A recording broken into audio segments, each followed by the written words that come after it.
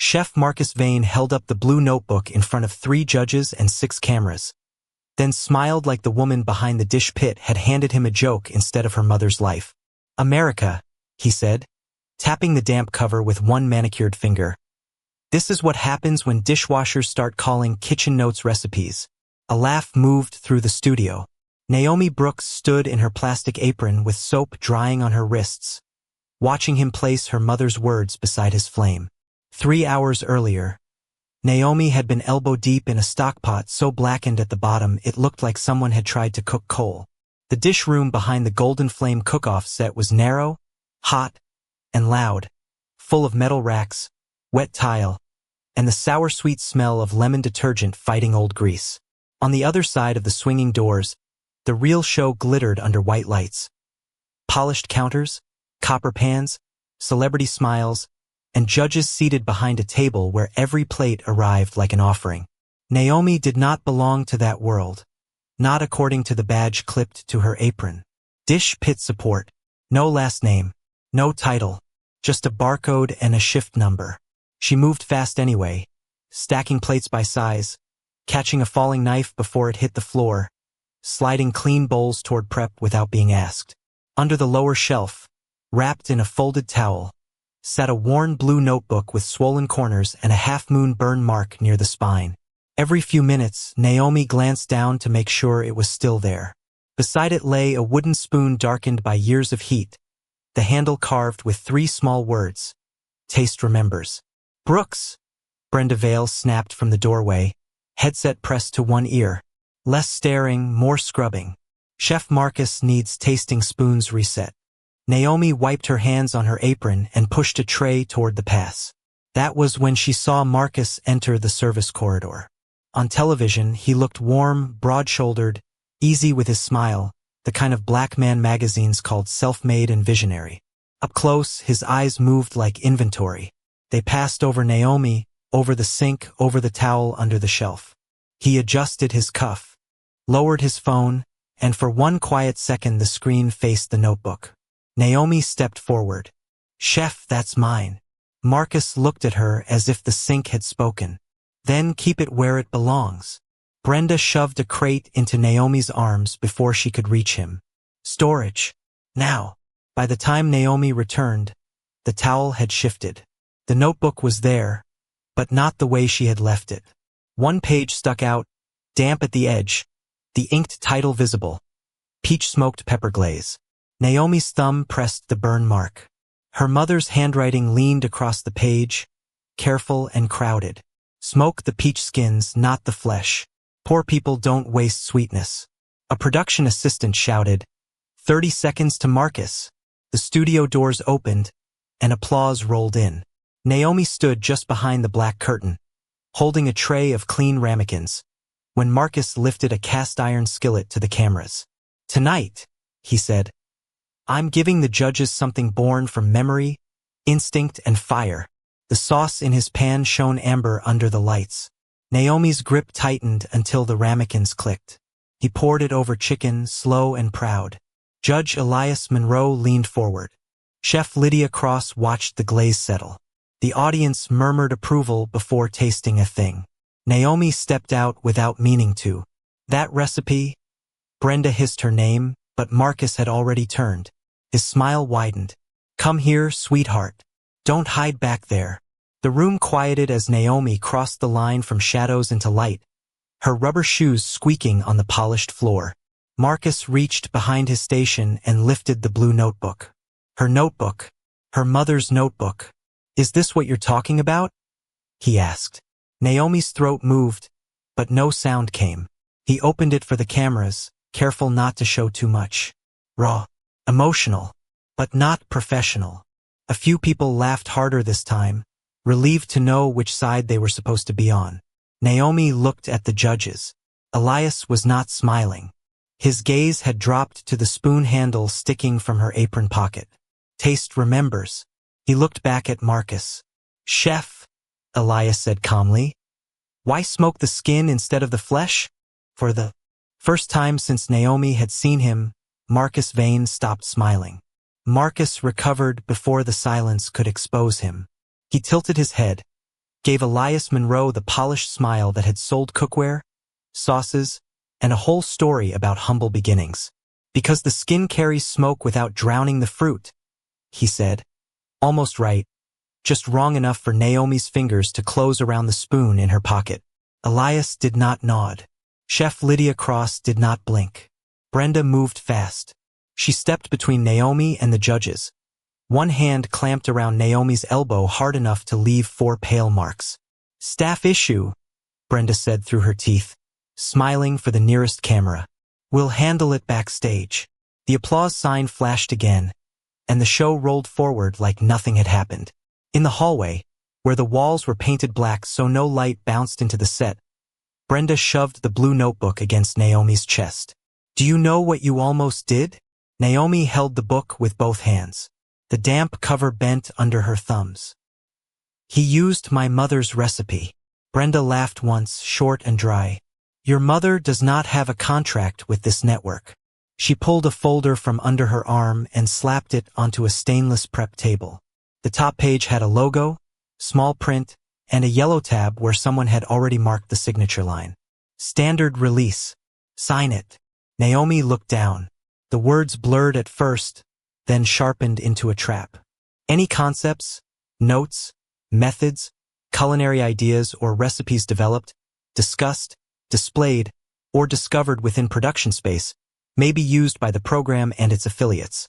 Brenda clicked a pen and held it out. "You sign this, I forget the interruption. I put you back on 2-page shifts. Maybe even overtime after the finale." 2-page shifts meant rent would not bounce. Overtime meant Jamal could keep the sneakers he needed for tryouts instead of pretending the old ones did not hurt. Naomi looked at the pen. Before she could answer, something crashed in the prep kitchen. A young voice broke. "No, no, no, please not now." Naomi turned. Through the glass panel, Malik Carter stood over a split sauce, his face shining under. The heat lamps. Oil ringed the pan. The judges would taste in 6 minutes. 2 producers stared at him like his panic was good footage. Nobody moved to help. Brenda caught Naomi looking. "Don't even think about it. Support staff can't touch competition food." Naomi did not touch it. She walked to the doorway and spoke from there. "Kill the flame, Malik." He looked up, startled. "What? Kill it. Don't stir. You'll break it worse." Brenda snapped, "Brooks." Naomi kept her eyes on the pan. "Apple cider vinegar. 1 teaspoon at a time. Then the pan drippings. Not the cream." Malik grabbed the vinegar with shaking hands. The sauce resisted, slick and ugly, then slowly pulled back together, turning glossy at the edges. Naomi watched the surface, not the cameras. "Now salt from high. Let it fall. Don't dump it." Malik did exactly as she said. When he tasted it, his shoulders dropped like someone had taken a weight off his back. "Who taught you that?" he whispered. Naomi stepped back before anyone could say she had crossed the line. "A woman whose name never made it onto a menu." For 1 second, Malik looked at her like he understood more than food. Then a producer yelled for plates, and the kitchen swallowed him again. Brenda waited until the dish went out before she turned on Naomi. "Congratulations," she said softly. "You just interfered with a contestant's plate. I gave instructions. I didn't touch it. You think legal cares about your little technicalities?" Brenda took the folder, flipped to the signature page, and pressed it flat. "Sign, or I cut your main shift and report you as a disruption risk." Naomi heard the studio audience applaud Malik's dish through the wall. The sound hurt more than Brenda's threat because Naomi had helped save it and would never be named. Brenda pushed the pen closer. Last chance. Naomi thought of her mother's hands, cracked from heat, writing recipes after midnight because memory alone had failed too many honest women. She placed the pen on the table without signing. "My mother lost her name once," she said. "I'm not signing it away twice." Brenda's face changed, not into anger, but calculation. "Then you're off daytime prep. Midnight dish pit only. No overtime. No meal stipend. And if you speak to another contestant, I'll make sure every restaurant partner in Atlanta knows you're a liability." Naomi held the notebook to her chest and walked back toward the sinks, each step costing money she did not have. As she reached the dish room, Tasha, the quiet prep cook who never looked anyone in the eye for too long, brushed past her and slipped something under the edge of a clean tray. Naomi waited until Brenda disappeared, then lifted it.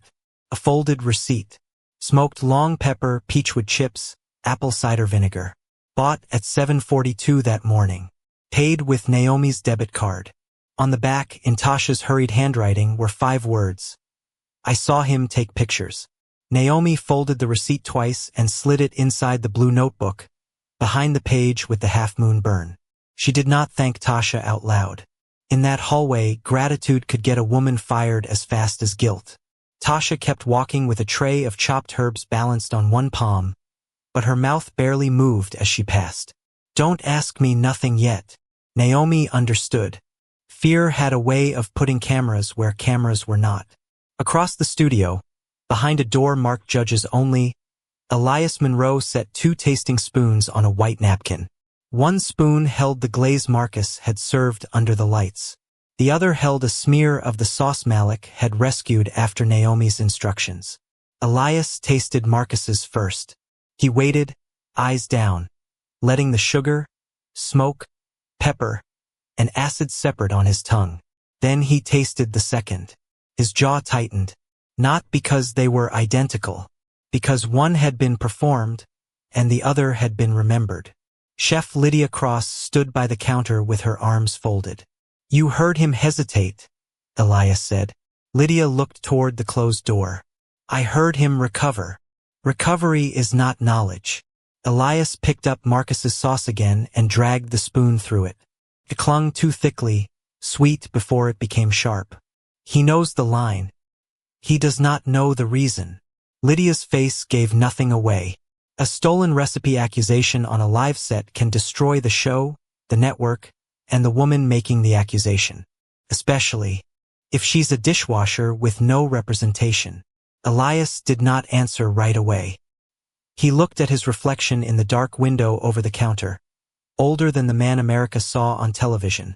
More tired than his clean suits allowed. Years ago, his sister had walked into a restaurant in New Orleans and tasted her own grandmother's red rice selling for $34 a plate under another chef's name. She had cried in the parking lot not because of the money, but because the menu called it inspired. Inspired meant stolen with better lighting.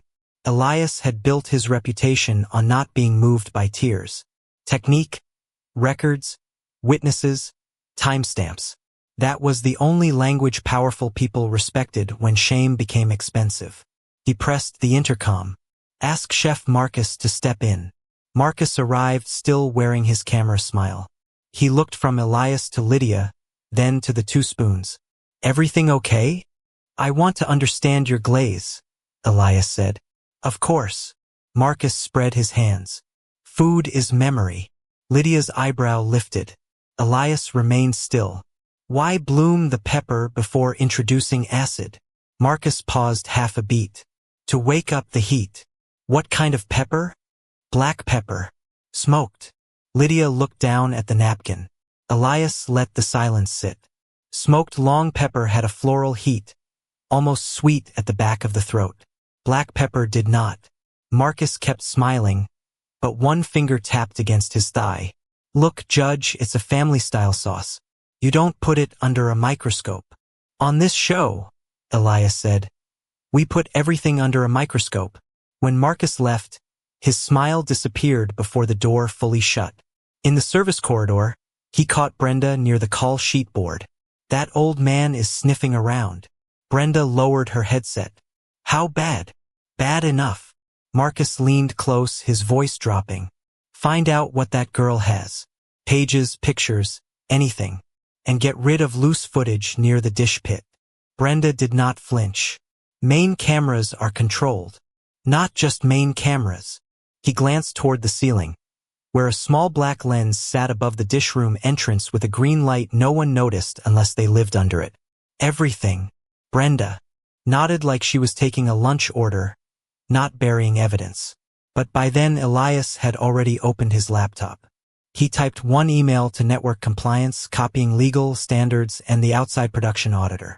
Preserve all raw footage, live stream backups, tablet activity logs, kitchen access records, and staff release forms from today's production. Do not alter, delete, transfer, overwrite, or archive pending review. He hit send, then sat back as the message left his outbox. In the dish room, Naomi washed Marcus's tasting plates with slow, careful hands. She saw the same green light above the doorway reflected in the chrome faucet, blinking over her shoulder. She did not know what Elias had done. She did not know Marcus had just ordered the footage buried. All she knew was that her mother's notebook felt heavier under her apron, and someone powerful had finally asked the right question before the wrong people could erase the answer. By the time Naomi clocked out after midnight, her badge no longer opened the employee exit on the first try. The little red light blinked twice before turning green, as if the building itself had started doubting her. She walked home with the blue notebook tucked under her jacket and the wooden spoon in her back pocket, passing restaurants where chefs in clean coats laughed near valet stands while busboys smoked beside dumpsters with their shoulders hunched against the cold. The next morning, she returned to the studio expecting Brenda to hand her final paperwork and a security escort. Instead, the guard at the front desk slid a new badge through the glass.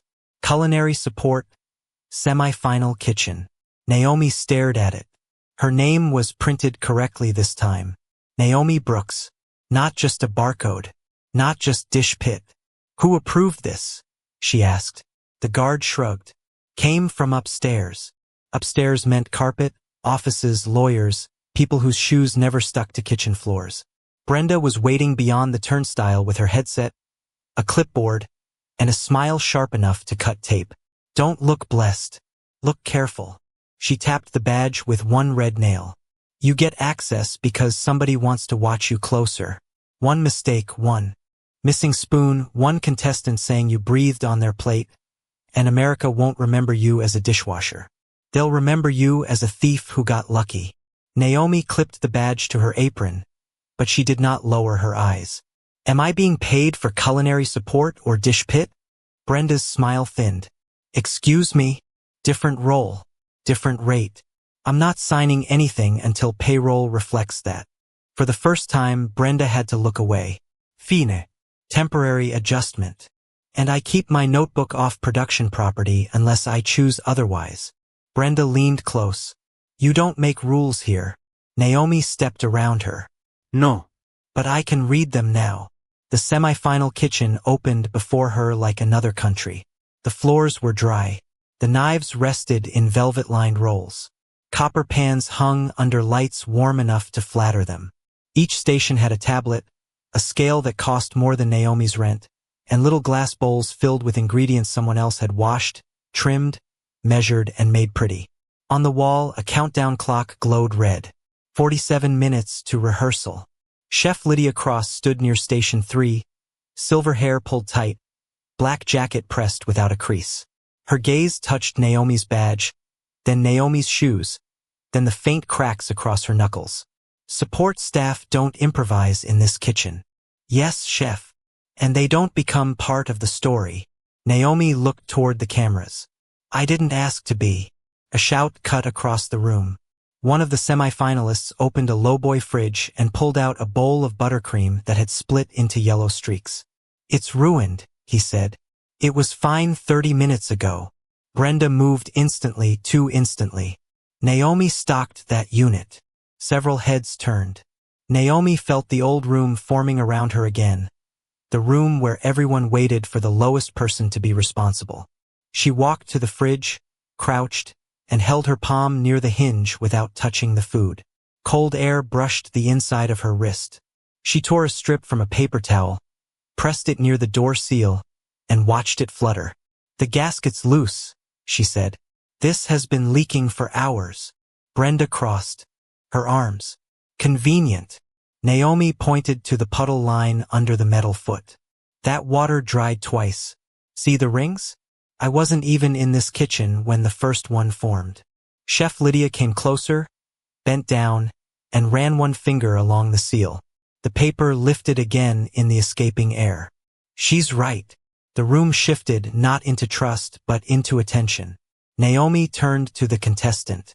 Put the bowl over ice. Whisk slow. Don't fight it. Let the fat come back before you add anything. The buttercream tightened. The yellow streaks disappeared.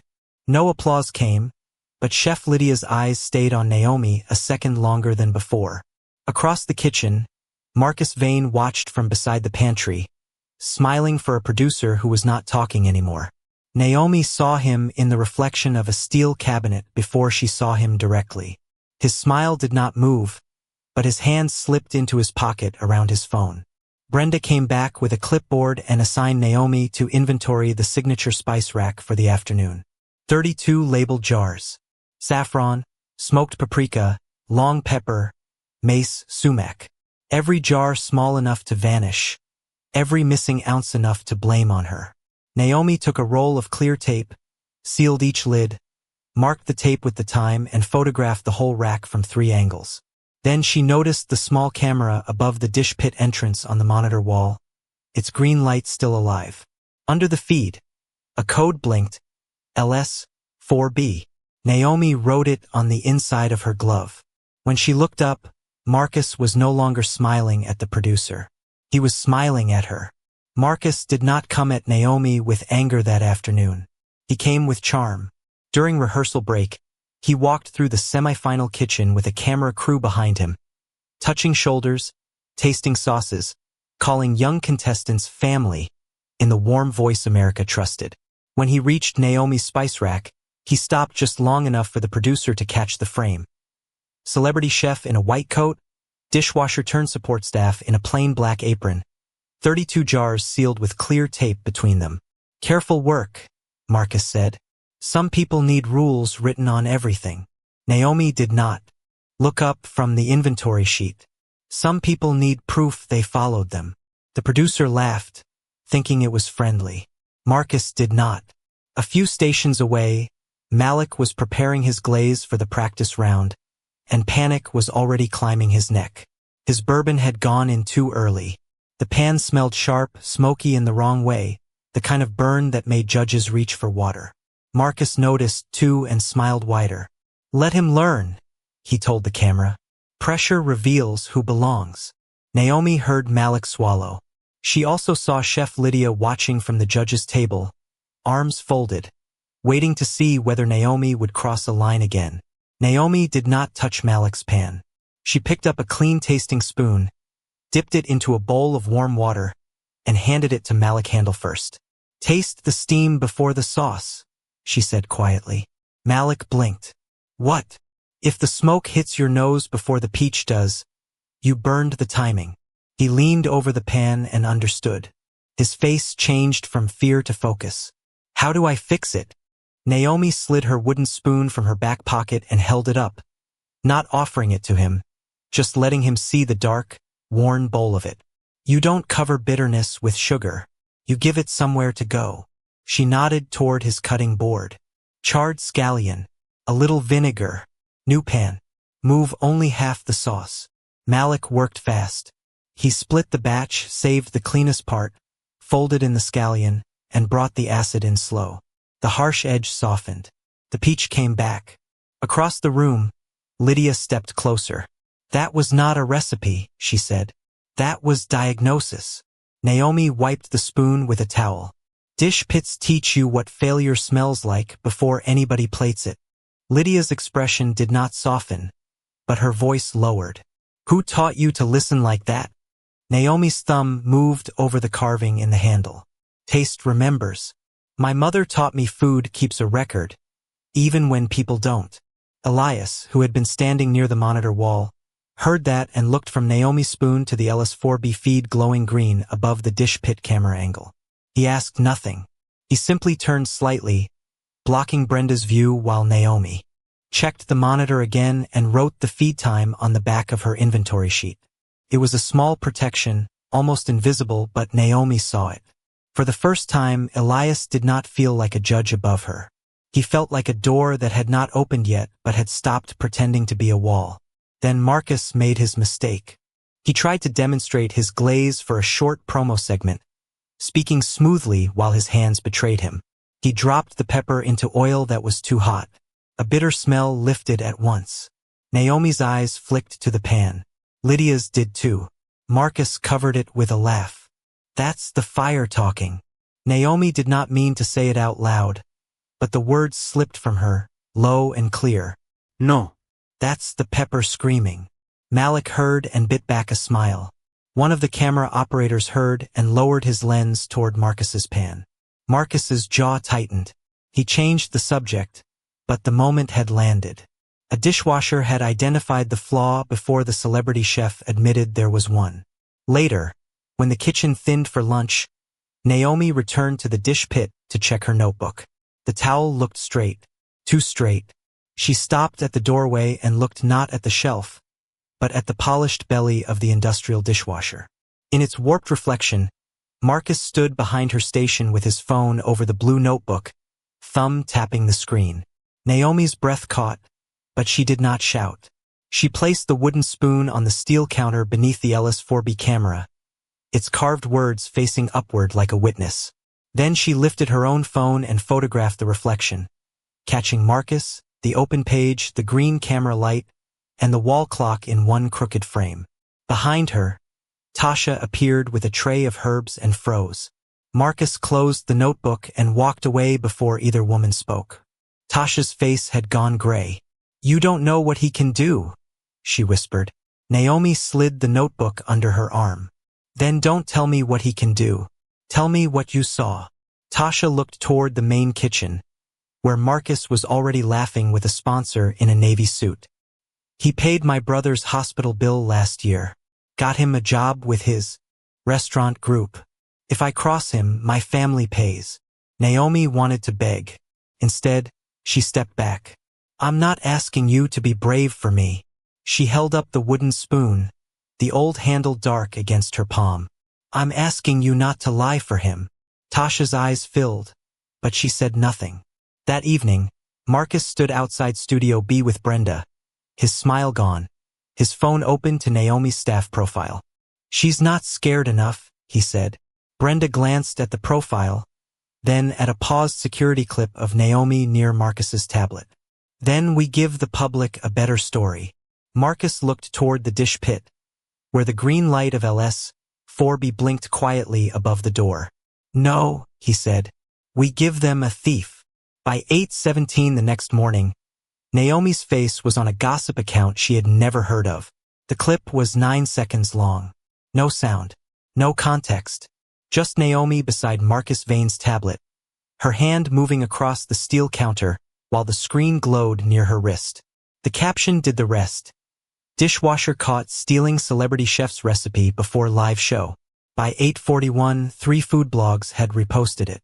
By 9:10, a local radio host was laughing about the dish pit bandit.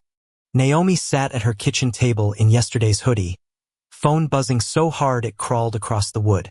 Jamal grabbed it before it fell. He was 16, tall, still soft around the eyes when he was scared. "Don't read these," he said. Naomi took the phone back anyway. "Thief, clout chaser, bitter dishwasher. This is why people don't help the ungrateful." Then Marcus posted a video. He stood in his restaurant kitchen, sleeves rolled, copper pans behind him, voice low and wounded. "I came from nothing," he said. "That's why it hurts when someone from the bottom tries to climb by stealing from another black chef. I believe in second chances, but I also believe in truth." He never said Naomi's name. He did not have to. That was the genius of the lie. It wore humility like a church suit. 10 minutes later, Brenda's email hit Naomi's inbox. "Pending investigation, your access to the Golden Flame cook-off production facilities has been suspended." Attached was a formal warning accusing Naomi of unauthorized contact with a contestant, inappropriate access to confidential culinary materials, and possible theft of intellectual property. Naomi read it once, then again. She did not cry. She stood, opened the cabinet under the sink, and pulled out painter's tape, a black marker, and a stack of old grocery receipts. Jamal watched her clear the wall beside the refrigerator. "What are you doing?" "Building the kitchen they can't edit." She taped the smoked long pepper receipt at the top left. Under it, she wrote 7:42 a.m. She taped her staff schedule beside it. Then the photo of Marcus in the dishwasher reflection. Then the number she had written inside her glove. Ellis, 4B. She added the time Marcus's promo segment filmed, the time she saw the tablet, the time Brenda shoved the release form at her. She wrote every lie as if it were an ingredient that could be measured. Jamal plugged her phone into his laptop and enlarged the reflection photo until Marcus's white sleeve became a blur of light over the blue notebook. "It's not clear enough," he said. "It doesn't need to be everything," Naomi said. "It needs to tell me where to dig." A text came from Tasha. No greeting, no punctuation. Contractor server, not main control. LS feeds get pulled before finale. Naomi stared at it. Pulled when? 3 gray dots appeared, vanished, appeared again. Tonight, before midnight. Naomi looked at the wall. The false clip had been cut from a camera facing Marcus's tablet. The real answer might be sitting inside a backup feed nobody meant to protect. Her phone rang before she could reply. The caller ID said unknown, but the voice was polished and male. "Miss Brooks, this is Aaron Feld, counsel representing Chef Marcus Vane. You are hereby advised to cease and desist all defamatory statements suggesting Chef Vane misappropriated any recipe or material belonging to you." Naomi gripped the edge of the table. "He took pictures of my mother's notebook. If you possess stolen images, unauthorized recordings, or confidential production information, I suggest you preserve them for litigation. Destruction would be unwise. Publication would be worse." The line went dead. Jamal's face hardened. "We should post everything right now." "No," Naomi folded the cease and desist letter that arrived in her email seconds later. "That's what they want. If I scream before I can prove it, they call me unstable. If I post one weak photo, they bury the strong one." She took the wooden spoon from the table and laid it across the timeline, under the words "Taste Remembers." Her mother's carving looked small against the paper storm, but it steadied her hand. "They're using paperwork," she said. "So we dig through paperwork." By evening, the story had grown teeth. A blogger claimed Naomi had been obsessed with Marcus for months. Someone posted her apartment building. Jamal's school counselor called, gentle but worried, because students had started sending him memes. Then Brenda's final message arrived. "Effective immediately, your badge is deactivated. Do not return to studio property." Naomi looked at the blue notebook, the receipt, the blurry photo, the LS4B code, and Tasha's text. The backup feed would be removed before midnight. Her access was gone. Her name was poisoned. And somewhere across Atlanta, Marcus Vane was preparing to walk into the finale as the victim of the woman he had robbed. Naomi reached the studio service gate at 10:38 p.m., not through the entrance with the gold logo, but through the alley where delivery trucks left wet tire marks and broken parsley stems stuck to the concrete. She wore a black hoodie over her work shirt, the blue notebook strapped flat beneath it with an old canvas belt. Her badge was dead in her pocket, but she knew this building from the bottom up. The famous chefs knew the stage doors. Naomi knew the trash corridor, the loose hinge by dry storage, the hallway camera that pointed too high because nobody important was supposed to be short, tired, or carrying mop water there. Inside, the studio felt different after hours. The set lights were off, leaving the chrome counters gray and ghost-like. From the control hallway came Brenda's voice. "Legal wants a clean transfer before morning. Pull the LS units. Wipe local cache. Send only approved footage." Naomi stopped behind a stack of folded banquet tables. 2 techs stood near a rolling cart with "Small black camera boxes labeled +1, +2, +3. The slot for LS4B was still empty. One tech frowned. Compliance sent a preserve notice. Brenda's heels clicked closer. "And I'm preserving what matters. Do you want to be the reason a multimillion-dollar finale gets buried?" Naomi's hand found her phone. She started recording, not moving, barely breathing. Then she did something Marcus would never expect from a woman he thought only knew sinks.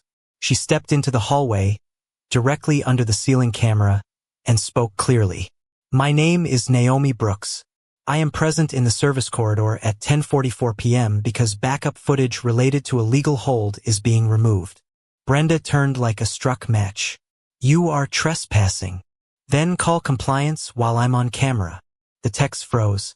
Brenda called security instead. By the time they dragged Naomi through the side door, rain had started tapping the alley dumpsters. One guard held her elbow. Another took her phone but did not realize it had already uploaded the recording to Jamal's cloud drive. A production assistant filmed from behind a stack of crates. By midnight, that clip was online too. Naomi in a hoodie, being pulled from the building while Brenda shouted. She broke in for footage. Marcus reposted it with a single line. The truth always reveals character. The next morning, Naomi's landlord slid a notice under her door warning that media harassment violated building policy. Jamal's school counselor called again. Not to punish him, just to say he had left class after 3 boys kept playing Marcus's video behind him. The diner where Naomi picked up weekend prep shifts texted that they were pausing her schedule until the situation settled. Settled meant hungry. Settled meant rent with no hours behind it. That night, Naomi sat alone at a 24-hour diner off Northside Drive, a cup of coffee cooling between her hands. The blue notebook lay beside the wooden spoon on the table, both wrapped in plastic to keep the rain off. Elias Monroe walked in wearing no television suit, just a dark coat and the face of a man arriving late to a fire. He did not sit until she nodded. I should have stopped him sooner, he said. Naomi looked through the window at passing headlights. You watched him laugh at me in high definition. Elias took that without defense. Yes. Then don't bring me pity. Pity doesn't hold up in court. He placed a business card on the table. On the back was a compliance hotline, a case number, and the name of an outside auditor. No pity. Process. Your recording triggered the hold. Brenda cannot touch those units without explaining why she tried. Naomi's eyes moved to the card, but she did not pick it up yet. Near the register, the bell above the diner door rang. Tasha came in with her hood pulled low, one hand closed around something small. Her eyes were red. He offered to pay off my brother's bill, she said, voice breaking before she reached the booth. Marcus, if I signed a statement saying you planned this. Naomi's face did not change, but her fingers tightened around the coffee cup. Tasha opened her palm. A tiny memory card sat against her skin. I was assigned to remove LS-4B. I logged it to compliance instead of Brenda. This is the temporary card. It's damaged. I don't know what's left. Naomi finally understood the green light over the dish pit, the reflection in the dishwasher steel, the spoon she had placed under the lens. The clue had never been only the camera. It was the angle. LS-4B had been looking straight at the counter where Marcus opened the notebook. Naomi picked up the wooden spoon and turned the carved words toward Elias and Tasha. Taste remembers. Then she slid the memory card beside the receipt, the cease and desist, and the photo of Marcus in the warped steel. Tomorrow, she said. We stop defending my name. She looked at Elias. We prove my mother's. By noon the next day, the damaged LS-4B card sat on a conference table under a clear evidence sleeve. No bigger than a fingernail and heavier than everyone's excuses. The outside auditor connected it to a recovery laptop while Elias, Chef Lydia, Naomi, Tasha, and 2 network attorneys watched in silence. The first file opened as static. The second showed only the dish pit floor. The third flickered, jumped, and froze on Naomi's wooden spoon lying beneath the camera, the words taste remembers facing up like it had been placed there to testify. Naomi leaned forward. That's the timestamp, she said, pointing to the corner. Look at the wall clock in my reflection photo. Jamal had sharpened the image enough to show the minute hand. The auditor matched it to the LS-4B feed. Then the frame moved. In the warped shine of the industrial dishwasher, Marcus Vane appeared behind Naomi's station. Phone lowered over the blue notebook, thumb tapping twice. Not enough to hear intent. Enough to prove access. Naomi did not celebrate.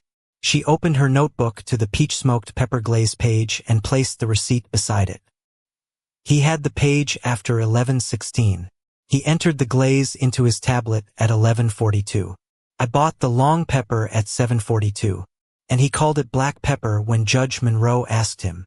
Lydia lifted Marcus's tablet log, printed and highlighted by compliance. The false clip of Naomi near the tablet was recorded at 12:08, she said, after the recipe was already entered. The first layer of the lie broke quietly, almost without drama. That made it more deadly. Elias looked at the attorneys. Can we put this into the live compliance segment? One attorney hesitated. If Chef Vane is given opportunity to respond. Naomi closed the notebook. Then give him one. That night, the Golden Flame cook-off finale opened with music, applause, and Marcus standing at station, one in a white coat with his name stitched in gold. Behind him, a sponsored display read Vane's Southern Fire Glaze. Coming soon. Naomi stood off stage in the shadow of the curtain. No badge, no chef coat. Only the wooden spoon tucked into the pocket of her denim jacket. Her hands were steady until she saw the exact spot where Marcus had held up her mother's notebook and made the room laugh. Elias waited until Marcus lifted his skillet. Before tasting, Elias said, "We have a authorship review." The producer in his headset went pale. Marcus laughed once. On live television? Especially on live television, Lydia said. Elias turned to Marcus. Chef Vane, you've said this glaze is yours. Please prepare it again. No tablet. No notes. Explain each step. Marcus's smile hardened, but he had nowhere to run. He poured oil. Too hot. The pepper hit and smoked bitter within seconds. He added peach flesh, not skins. He reached for bourbon before acid. Lydia's face closed. Elias asked, "What pepper are you using?" "Smoked black pepper," Marcus said. Naomi heard a small sound rise from Tasha behind her. Half breath, half grief. Elias nodded to the monitor. The first clip played, Marcus in the tasting room saying the same wrong thing. The second, tablet log, recipe entered at 11:42. The third, Naomi's receipt. The fourth, the LS4B reflection, Marcus bending over the blue notebook. The fifth, Brenda's voice from Naomi's hallway recording, saying, "Pull the LS units, wipe local cache, send only approved footage." Brenda stood near the producer booth, one hand over her mouth. Marcus stepped back from his pan. "This is edited." Elias did not raise his voice. "Then explain the technique." Marcus looked at the judges, then the cameras, then the audience that had once laughed for him on command. "She had access to my tablet." Lydia lifted the false clip still. At 12:08, "Your file was created 26 minutes earlier." He turned on Brenda. "She handled the releases." Brenda's face snapped toward him. "You told me to find out how many pages she had." The studio went so quiet the burner flame sounded loud. Elias nodded to the auditor. One final audio clip filled the room, Marcus's own voice low and impatient. "If she has one recipe like that, she has more."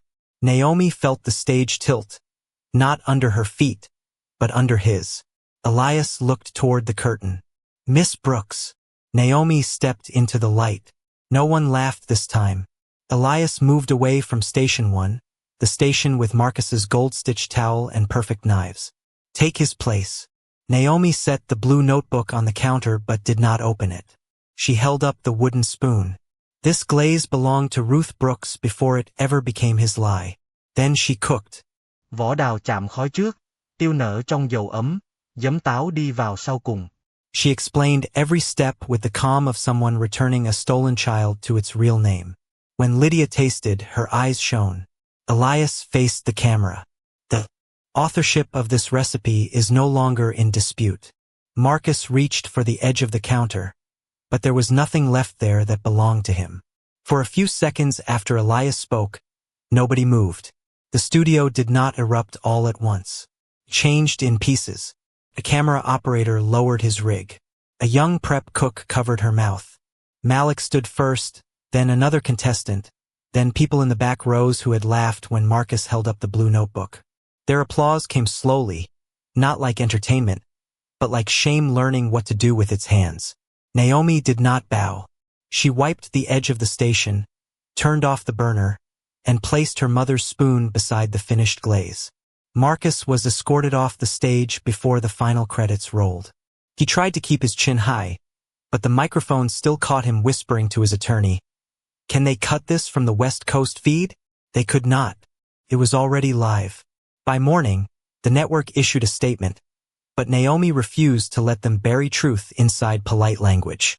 When they sent her a guest chef contract with a signing bonus, she read every page at her kitchen table while Jamal sat across from her eating cereal from a chipped bowl. Halfway through, she stopped. They still wrote Ruth Brooks inspired. Jamal looked up. "Isn't that good?" Naomi shook her head. Inspired is what people say when they don't want to admit where something came from. She did not sign. 2 days later, in a smaller studio with no audience, the network recorded the correction Naomi demanded. Marcus sat in a plain navy suit, no chef coat, no gold stitching, no sponsor wall behind him. His voice was stiff at first until Elias stopped the take. "Say what you did, not what happened." Marcus swallowed. On the second take, he looked into the camera and said, "I took Ruth Brooks' recipe from Naomi Brooks' notebook and presented it as my own." Brenda Vale was not beside him. She had been terminated after compliance found her messages about release forms, deleted footage, and staff intimidation. The network did not turn her into the only villain. Naomi made sure of that. The old release form was suspended. Staff contracts were reviewed. Every culinary employee, from prep cooks to dishwashers, received a written policy explaining how personal recipes could be protected and reported. Tasha appeared at the same hearing with her hands shaking around a paper cup of water. She admitted she had stayed quiet because Marcus had helped her family and she feared what truth would cost. Naomi listened without rescuing her from the discomfort. When Tasha finished, Naomi only said, "Thank you for stopping before silence became a lie." It was not forgiveness wrapped in music. It was a door left unlocked, but not wide open. Chef Lydia signed on as the first advisor for the new program. Elias funded the legal side, but Naomi refused to let his name sit above her mother's. 6 weeks later, the first sign went up in a modest training kitchen on the west side of Atlanta. The Ruth Brooks Recipe Rights Fellowship. Under it, in smaller letters, "No flavor without credit. No labor without dignity." The room was not glamorous. The tables were scratched stainless steel. The pantry shelves came from a restaurant closing sale. The first students arrived in work shoes and aprons folded in tote bags. A church caterer, a prep cook, a single mother who sold Sunday plates, 2 dishwashers who had never been asked what they knew. Naomi handed each of them a blank notebook before she handed them a knife. "Write the date," she said. "Write your name. Write who taught you. Write what you changed. Not because memory is weak, but because the world gets convenient amnesia around people it doesn't respect." Later, after everyone left, Naomi stood alone by the sink. For once, the sink did not feel like a place people had pushed her back to. It felt like where she had learned to notice everything. She took her mother's wooden spoon from her bag and laid it beside the blue notebook, now dried, repaired, and wrapped in a clear cover. The half-moon burn still marked the page. The words on the handle were darker from age, but still readable. "Taste remembers." Naomi touched them with one thumb, then opened the notebook to a fresh page. At the top, she wrote Ruth Brooks peach-smoked pepper glaze, credited in full. Beneath it, she added one new line in her own hand. "A recipe is not just what feeds people. Sometimes it is what brings a stolen name home."